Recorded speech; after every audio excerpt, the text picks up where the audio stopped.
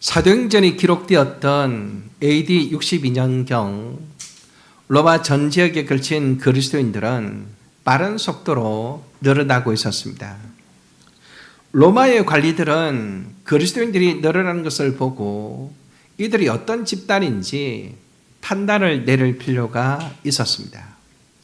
그래서 바울의 동역자였던 누가는 바울을 위해서 그리고 그리스도인들을 위해서 변정서로 이 사도행전을 쓴 것입니다. 기독교가 무엇이며 기독교가 어떻게 예루살렘에서 시작하여 로마 전 지역에 퍼지게 되었는지를 설명합니다. 그리고 교회에 속한 그리스도인들은 예수님이 메시아라는 사실을 믿는 자들이고 이 예수님은 유대인들뿐만 아니라 모든 나라, 모든 백성들의 구원자이심을 밝히 드러내고 있습니다. 누가복음과 사도행전의 저자는 동일합니다. 누가 썼을까요? 누가가 썼어요. 그죠? 누가가 썼어요. 수신자도 동일한 데오빌로라는 사람입니다. 누가복음에 보면 데오빌로에게 각하라는 존칭을 사용하는 것을 볼 때 로마가 관할하는 어느 지역의 고급 관리였다는 것을 알 수 있습니다. 사도행전에는 바울에 대한 변론과 무죄의 주장이 여러 번 반복해서 나옵니다. 따라서 우리는 사도행전이 바울을 위한 변정적 성격을 담고 있음을 알 수 있습니다. 누가는 바울의 재판에 영향력을 가지고 있는 데오빌로에게 이거를 보내어 바울이 로마 시민으로서 로마의 실정법을 어긴 일이 없다는 것을 자세히 설명하고 있습니다. 이것은 바울을 위해서도 중요한 일이었지만 모든 그리스도인들에게도 중요한 일이었습니다. 왜냐하면 스데반의 사건으로 예루살렘에 큰 핍박이 일어난 것처럼 바울에 대한 재판의 결과에 따라서 로마의 관할하에 있는 각 지역의 그리스도인들에게 매우 큰 영향이 끼칠 것이 분명했기 때문입니다. 자, 그러면 우리는 누가가 하는 이 변정의 첫머리에서 무엇을 읽을 수 있습니까? 오늘 사도행전의 중심 구절을 보면 이렇게 되어 있습니다. 여러분 1장 8절을 다 같이 함께 한번 읽겠습니다. 1장 8절입니다. 같이 읽습니다. 오직 성령이 너희에게 임하시면 너희가 권능을 받고 예루살렘과 온 유대와 사마리아와 땅끝까지 이르러 내 증인이 되리라 하시니라. 이 말씀은 예수님께서 지상에 사는 동안에 마지막으로 하신 말씀이었습니다. 그런데 이 말씀은 제자들이 예수님께 드린 질문에 대한 대답으로 주어졌습니다. 제자들이 앞에 무엇이라고 물었습니까? 6절을 보십시오. 6절을 같이 읽겠습니다. 그들이 모였을 때에 예수께 여쭈어 이르되 주께서 이스라엘 나라를 회복하심이 이때이니까 하니. 여기서 나라라는 단어 앞에 정관사가 붙어 있습니다. 한글에는 이런 게 표시가 안 돼 있죠. 그래서 새롭게 번역을 해보면 이렇습니다. 주님께서 이스라엘에게 그 나라를 되찾아 주실 때가 바로 지금입니까? 지금 그 나라를 회복하실 것입니까? 이렇게 물었습니다. 여기서 그 나라는 3절에 나오는 하나님의 나라라는 것을 알 수 있습니다. 그렇다면 이스라엘에게 되찾아 준다는 말은 무슨 뜻일까요? 다윗과 솔로몬이 다스리던 바로 그 왕국, 이스라엘 역사상 가장 찬란한 번영을 이루었던 그 나라를 의미하고 있습니다. 예수님께서 죽었다가 다시 살아나셨어요. 어마어마한 사건이었죠.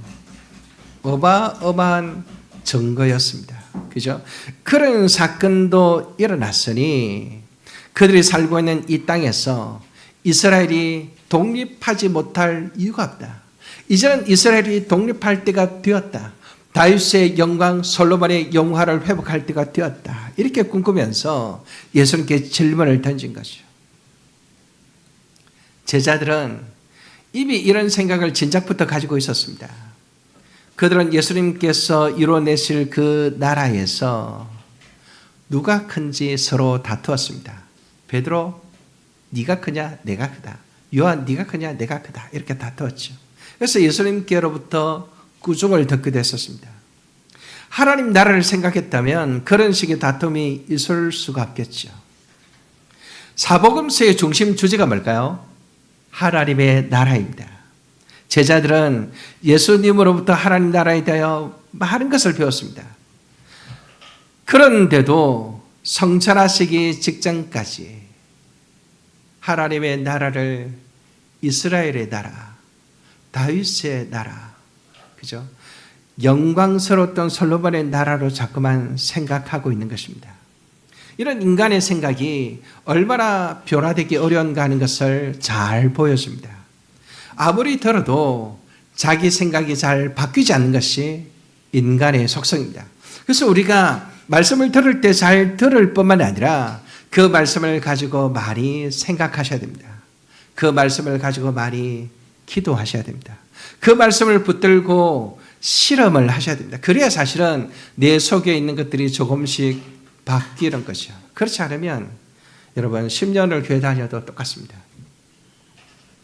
예수님은 하나님 나라를 다시 설명하시지는 않으시고 때와 시기는 하나님의 손에 있다고 딱 잘라서 말합니다. 약간 예수님이 화가 난 듯한 그런 느낌을 받습니다. 왜 그렇게 하십니까?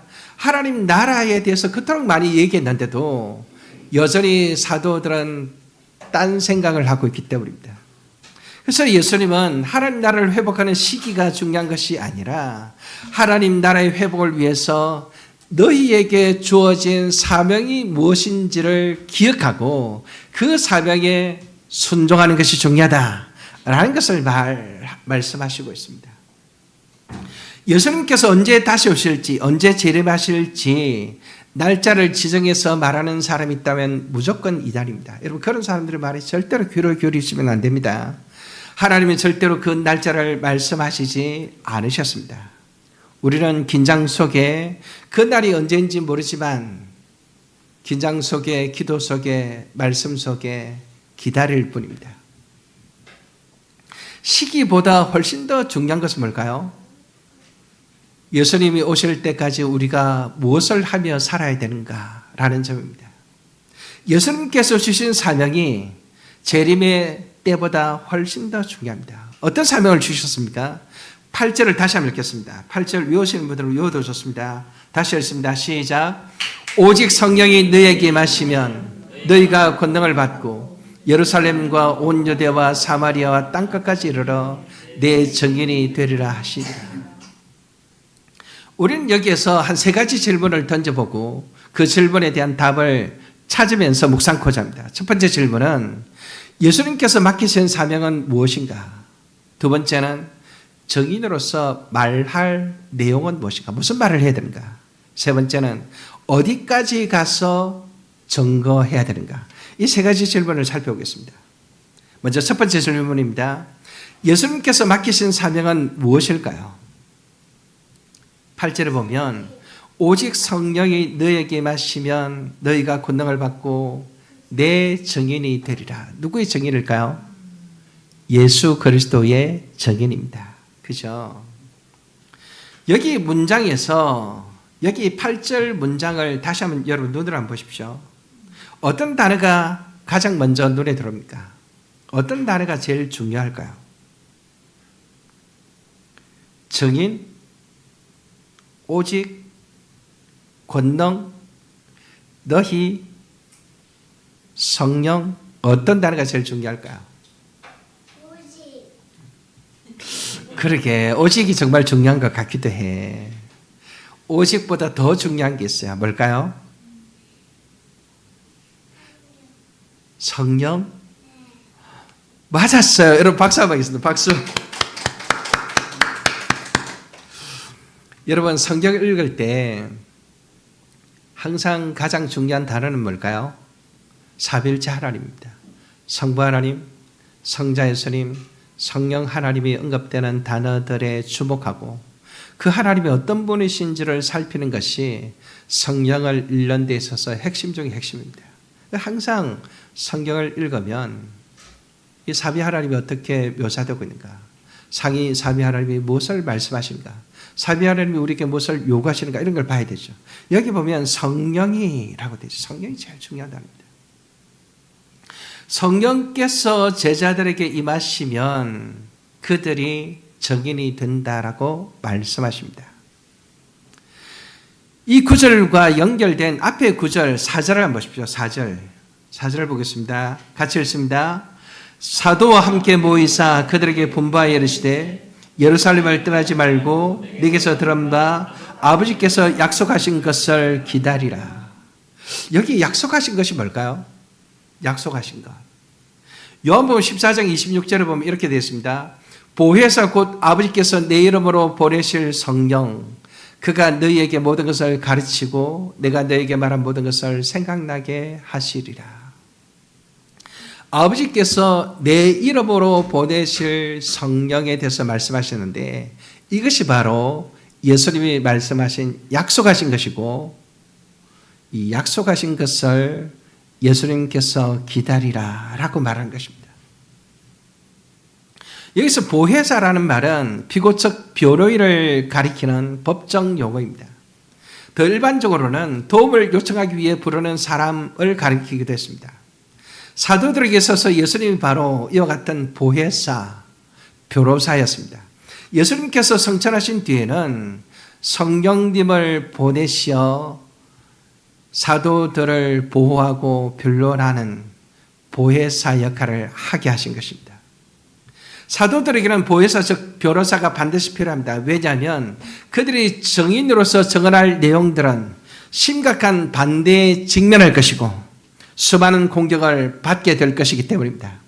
증인으로서 사역하는 것이 결코 쉽지 않기 때문입니다. 외적으로는 반대에 직면할 뿐만 아니라 내적으로는 어떨까요? 힘이 빠집니다. 그렇게 하기 싫을 때가 있습니다. 내가 지금 뭔가 말을 한마디 해야 되는데 저 사람에게 예수를 전해야 되는데 귀찮습니다. 두렵습니다. 말이 나오지를 않습니다. 그렇죠? 그럴 때 우리에게 필요한 분이 누구일까요? 바로 성령님이십니다. 예수님께서 계실 때는 예수님께서 직접 싸우셨지만 예수님이 떠나시고 나면 자기들을 대신해서 싸우실 분이 필요한데 그분이 바로 성령님이십니다. 그래서 예수님은 예루살렘을 떠나지 말고 성령님을 먼저 기다리라고 말씀하셨습니다. 여러분 5절을 보십시오. 요한은 물로 세례를 베풀었으나 너희는 몇 날이 못되어 성령으로 세례를 받으리라 하셨느니라. 여러분 이 5절 앞에 볼펜으로 쓰세요. 왜냐하면 이라는 단어가 있습니다. 왜냐하면 번역에서 이런 조사나 접속사들이 빠져서 내용을 좀 더 명확하게 알기가 어려운데 자기 성경책에 써보십시오. 왜냐하면 요한은 물로 세례를 베풀었으나 너희는 몇 날이 못되어 성령으로 세례를 받을 것이다. 따라서 5절은 제자들이 성령을 기다려야 되는 이유를 설명하는 구절입니다. 여기서 세례를 받는다는 것은 물에 잠기게 한다라는 의미를 가지고 있습니다. 본래 세례는 물에 잠기는 침례였었습니다. 여러분 아시죠?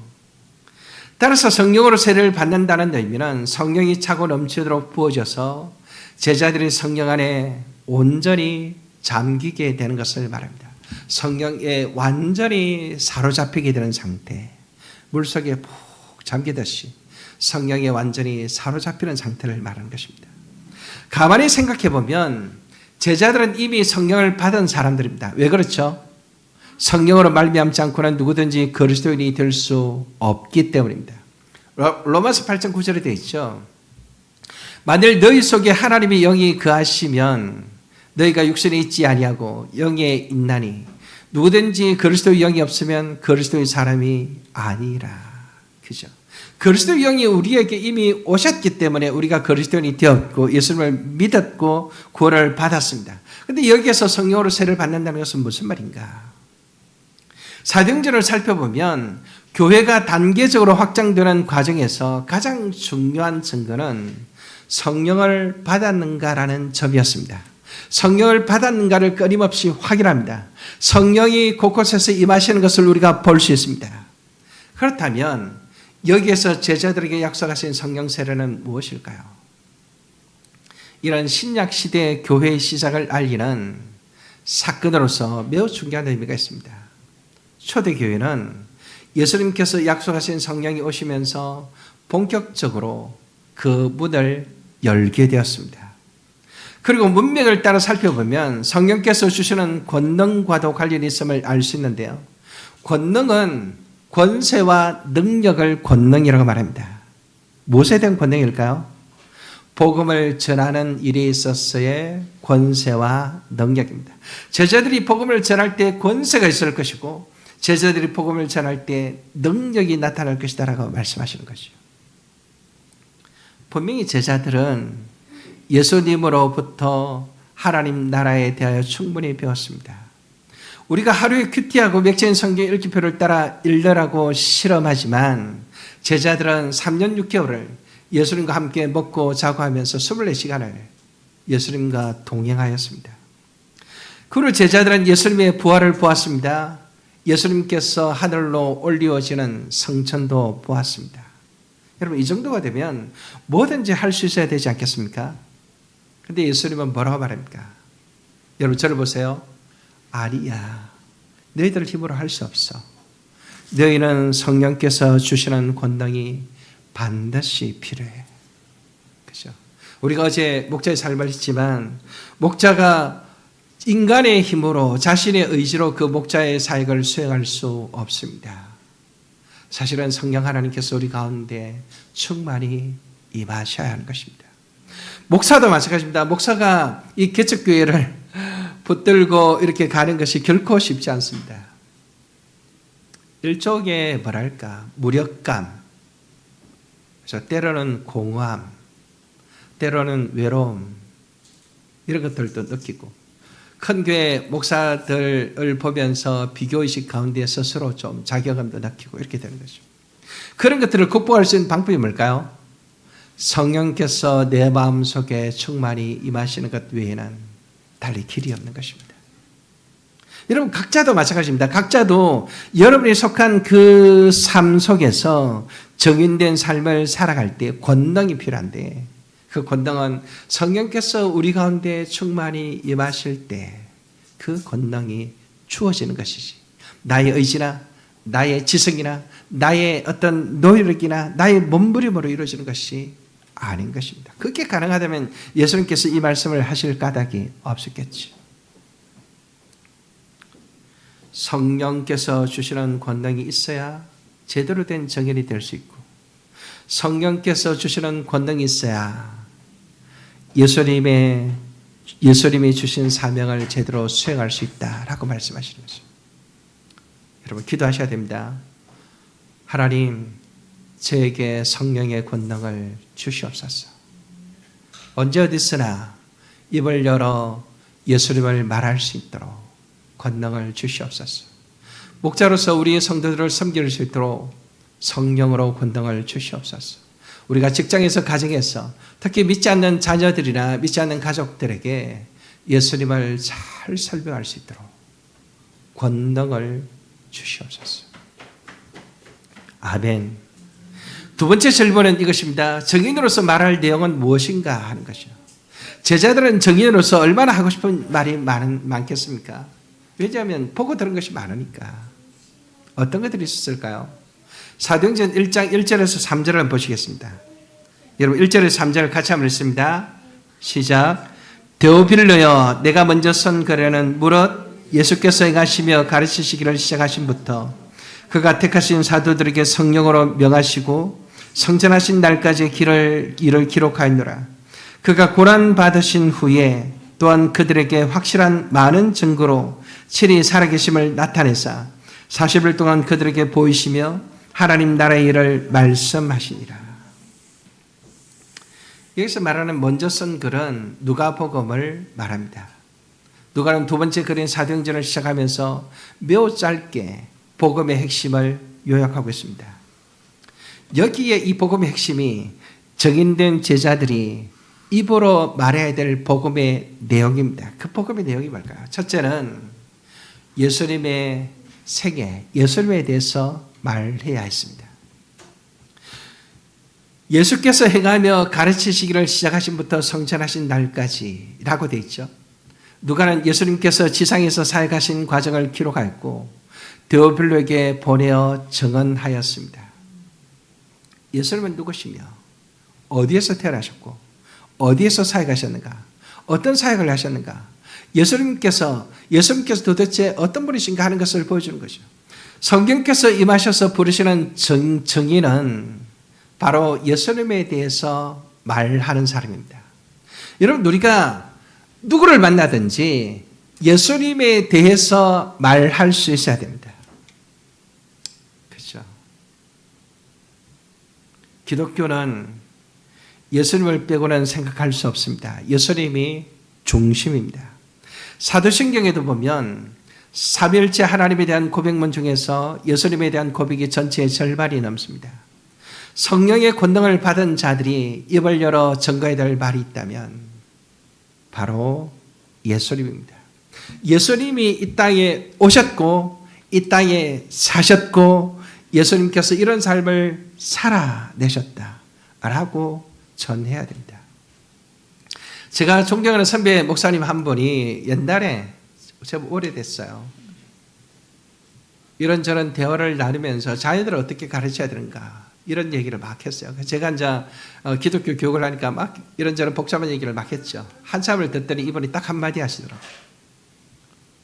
유 목사, 나는 자녀들에게 할 말이 하나밖에 없다. 예수님 잘 믿으라. 그 말밖에 할 말이 없다는 거예요. 저는 그때 그 말을 듣고 아니 그 말밖에 할 말이 없다니. 우리가 자녀들에게 들려줄 세교관이나 자녀에게 들려줄 어떤 지혜나 자녀들에게 전해줘야 될 기독교적인 전통이나 교리나 너무나 많은데 이게 뭐야? 이런 생각을 제가 속으로 했었어요. 근데 선배가 말하니까 감히 말은 못하고 그냥 넘어갔는데 10수년의 세월이 지나고 지금 생각해 보니까 그래 맞구나. 예수님 잘 믿어라 라는 말 외에는 정말로 우리가 자녀에게 들려줄 말이 없구나 라는 생각이 드는 거예요. 자녀뿐이겠습니까? 나의 사랑하는 친구, 나의 사랑하는 가족, 나의 사랑하는 이웃들, 우리가 VIP로 작정하고 기도하는 모든 사람들, 그들에게 전해야 될 가장 중요한 것은 뭘까요? 바로 예수님인 것입니다. 특별히 예수님의 고난과 부활에 대해서 말하는데요. 2, 3절에 보면 그가 고난 받으신 후에 또한 그들에게 확실한 많은 증거로 친히 살아계심을 나타내사 40일 동안 그들에게 보이시며. 예수님의 고난은 우리를 위한 것입니다.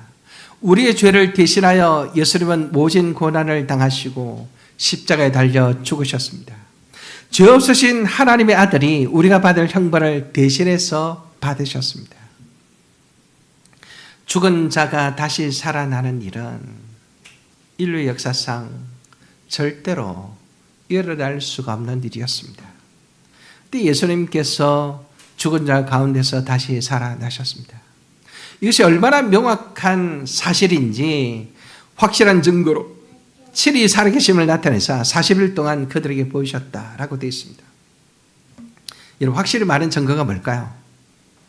그 중에 가장 강력한 증거는 부활을 본 자들이 한두 명이 아니라는 것입니다. 본래 유대인 사회에서 증인 2명이 있으면 법정에서 사실로 인정되었습니다. 2명만 있으면 사실로 인정이 되었습니다. 그런데 예수님의 부활을 목격한 증인은 몇 명일까요? 부활주일 아침에 막달라 마리아가 제일 먼저 보았습니다. 다른 여인들도 보았습니다. 엠마로 가던 제자들도 보았습니다. 부활주일 오후에 베드로가 보았습니다. 저녁에는 도마가 없는 상태에서 11명의 제자들이 보았습니다. 10명의 제자들이죠. 다른 유다도 없으니까. 갈릴리 디베라 호수에서 7 제자가 보았고 갈릴리 한 산에서 500여 명의 사람들에게 일시에 보이셨습니다. 예수님의 동생 야고보도 보았고 감람산에서 11 제자들에게 나타나신 후에 성천하셨습니다. 그리고 나중에는 다메섹으로 가던 바울에게도 나타나셨습니다. 여러분, 더 이상 부활에 대한 증거가 뭐가 필요하겠습니까? 성령의 권능을 받은 증인은 예수님을 전하되 특별히 예수님의 고난과 부활을 전해야 합니다. 그리고 세 번째는 하나님 나라의 일을 전해야 됩니다. 3절 끝에 보면 하나님 나라의 일을 예수님께서 말씀하셨다라고 되어 있습니다. 예수님은 처음부터 끝까지 하나님 나라에 대해서 가르치셨습니다. 이런 제자들이 미래를 버리지 못했던 이스라엘 나라와는 완전히 다른 나라입니다. 나라를 구성하는 요소는 세 가지입니다. 주권, 국민, 영토입니다. 이 세 가지 요소를 따라 하나님 나라를 생각해 보면 이렇습니다. 하나님의 주권은 누구에게 있을까요? 하나님께 있습니다. 하나님 나라의 국민은 누구일까요? 예수 그리스도를 믿음으로 말미암아 구원받은 그리스도인들입니다. 하나님 나라의 영토는 어디일까요? 전 세계와 우주 끝까지 하나님의 나라입니다. 하나님의 나라는 하나님께서 친히 다스리는 나라로서 하나님의 백성들이 여호와 하나님을 경외하고 그 말씀에 순종하는 나라입니다. 저기는 바로 이 나라를 말하는 사람들입니다. 이 나라가 이 땅의 나라와 어떻게 다른지, 인간은 이 땅에서 끊임없이 정의와 평화를 갈망합니다.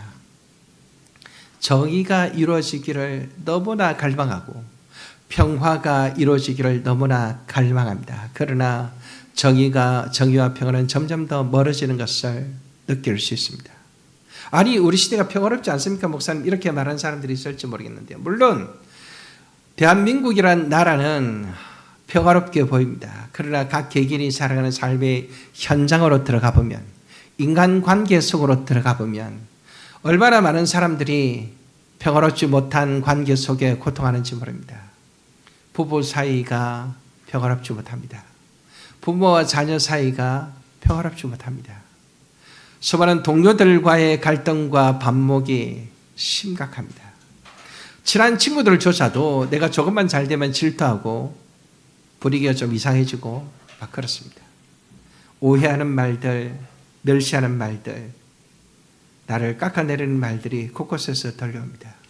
내 마음은 날마다 폭풍이 몰아치듯이, 비바람이 몰아치듯이 평화를 누리지 못한 채 그죠? 잠 못 이루는 밤을 보내곤 하는 것입니다. 근데 하나님 나라의 백성들은 어떻다고요? 하나님이 다스리는 나라이기 때문에 진정한 의와 진정한 평화가 있습니다. 그래서 하나님 나라는 먹는 것이나 마시는 것에 있는 것이 아니요 오직 성령 안에서 의와 평강과 희락이라 이렇게 말했죠. 정인으로서 우리가 말할 것 세 가지입니다. 여러분 기억하십시오. 예수님의 생애, 예수님의 고난과 부활, 하나님 나라의 일을 우리가 말해야 됩니다. 자, 마지막 질문입니다.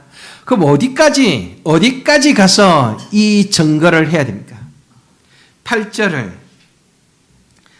하반절을 보십시오. 예루살렘과 온 유대와 같이 한번 읽겠습니다. 예루살렘부터 시작. 예루살렘과 온 유대와 사마리아와 땅끝까지 이르러 내 증인이 되리라 하시니라.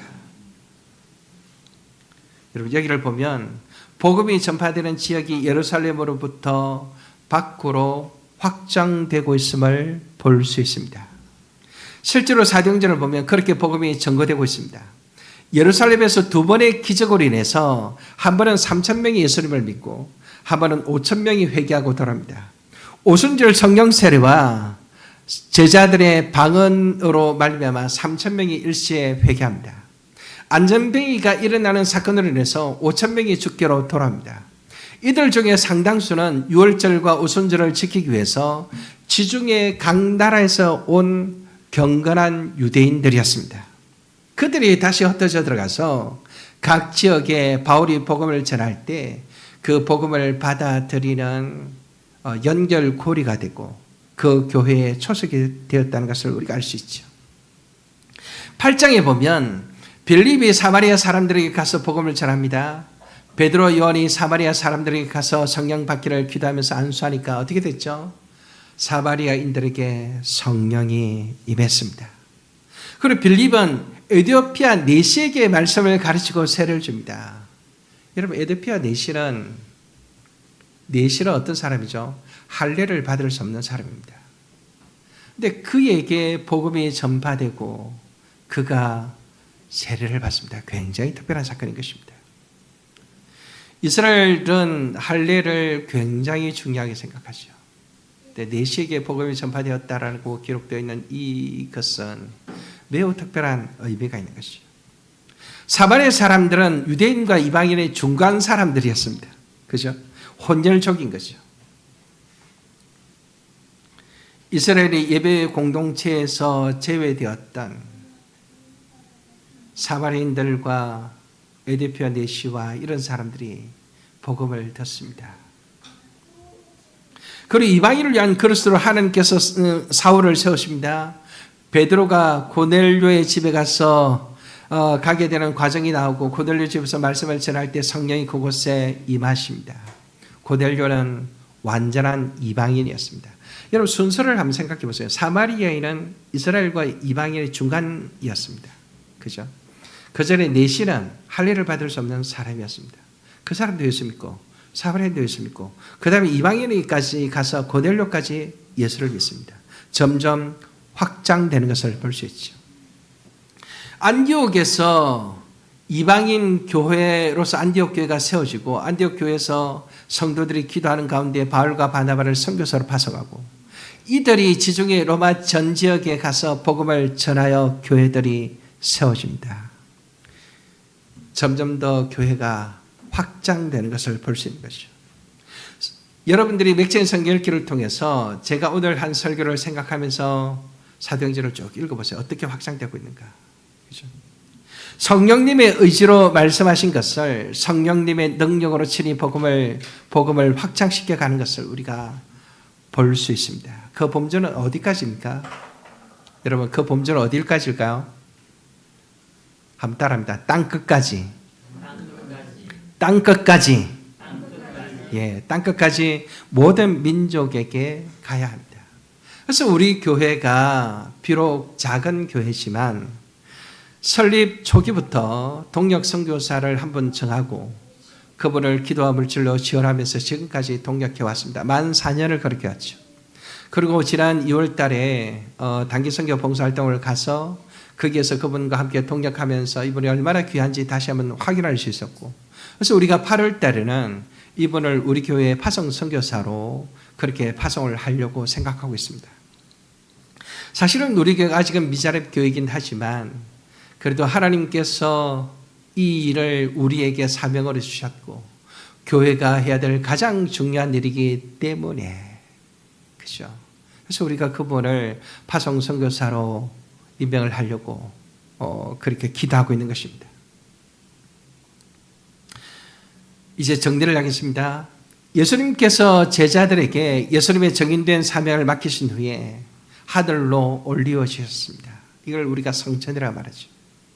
사도행전 9장 1장 9절에서 11절을 한번 더 읽겠습니다. 9절에서 11절 마지막입니다. 이 말씀을 마치시고 그들이 보는 데 올리어져 가시니 구름이 그를 가리어 보이지 않게 하더라. 올라가실 때 제자들이 자세히 하늘을 쳐다보고 있는데 흰옷 입은 두 사람이 그들 곁에 서서 이르되 갈릴리 사람들아 어찌하여 서서 하늘을 쳐다보느냐. 너희 가운데서 하늘로 올려지신 이 예수는 하늘로 가심을 본 그대로 오시리라 하였느니라. 아멘. 예수님께서 하늘로 올라가시는 장면은 매우 독특한 사건입니다. 성경에 보면 에녹이 하늘로 옮겨진 것이 나옵니다. 엘리야가 불마차를 타고 하늘로 올라간 이야기도 나옵니다. 이와 마찬가지로 예수님은 특별한 목적을 위해 특별한 장소로 올리워지신 것입니다. 하나님은 이 성천을 통해서 예수님을 왕중의 왕 만유의 주로 높이십니다. 그래서 성천을 이름하여 왕의 대관식이라 이렇게 불려집니다. 하늘로 올려지신 예수님은 무엇을 하고 계실까요? 하나님 우편에서 지금도 우리를 다스리고 계십니다. 우리의 구원을 위해서 성령님을 우리에게 보내어 주십니다. 성령님을 통해서 우리를 보호하시고 우리에게 믿음을 계속해서 공급해 주시고 우리가 그리스도로 살아갈 수 있도록 권능을 베풀어 주십니다. 언젠가 올라가신 그 모습 그대로 예수님은 다시 오실 것입니다. 그렇죠? 예수님의 성천과 재림에 대한 약속은 정인된 삶을 살아가는 우리에게 어떤 의미가 있을까요? 여러분, 어떤 의미가 있을까요? 여러분, 오늘날 그리스도인들이 하염없이 약해지는 이유 중에 하나가 뭔지 아십니까? 재림에 대한 소망을 잃어버렸기 때문입니다. 재림에 대한 의식을 하지 않고 살아가기 때문입니다. 여러분, 우리가 예수님을 믿고 복음을 전할 때 우리에게 정말로 필요한 게 뭔가 하면 예수님이 다시 오신다는 이 재림의 약속이 너무나, 여러분, 너무나 중요합니다. 이 재림에 관한 예수님의 약속은 어떤 상황에서도 굴복하지 않을 힘과 용기와 소망을 줍니다. 하나님의 백성으로서 살아가는 일이 힘드십니까? 가정에서, 직장에서, 학교에서 정인된 삶을 살아가는 것이 두렵습니까? 하나님께서, 예수님께서 하늘에서 우리를 보고 계시고 있음을 기억하시기 바랍니다. 우리를 위하여 기도하고 계심을 기억하시기 바랍니다. 우리를 위하여 성령의 권능을 끊임없이 부어주시는 것을 믿으시기를 바랍니다. 언젠가 예수님께서 다시 오실 것을 소망 가운데 바라보시기를 바랍니다. 사랑하는 성도 여러분, 우리는 정인입니다. 정인은 어떤 신학자나 어떤 전문가나 어떤 변호사보다 훨씬 더 강력합니다. 그죠? 내가 봤다. 내가 봤다니까 이라고 말하는 사람 앞에서 누가 무엇을 말할 수 있겠습니까? 그 어떤 사람도 증인을 당해낼 수가 없습니다. 초대 교회가 심각한 핍박과 환란이 있었음에도 불구하고 그토록 강력하게 교회가 확산될 수 있었던 것은 성령님으로 충만함을 입은 증인들이 있었기 때문입니다. 여러분, 우리 교회도 역시 마찬가지입니다. 성령께서 우리 각자와 교회 위에 임하셨던 증거들을 여러분 꼭 붙드시기를 바랍니다.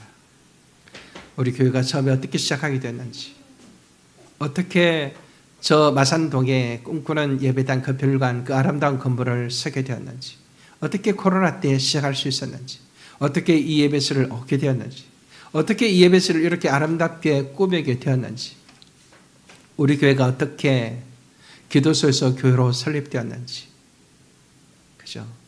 우리 교회가 지금까지 4명의 사람에게 세례를 줄 수 있었던 것은 어떻게 가능했는지, 이런 것들을 생각하면서 그것을 붙들고 우리 주변의 가족들에게, 우리 주변의 친구들에게, 우리 주변의 VIP들에게 말하고 들려주고 전하는 우리 모두가 되시기를 주의 이름으로 축원합니다.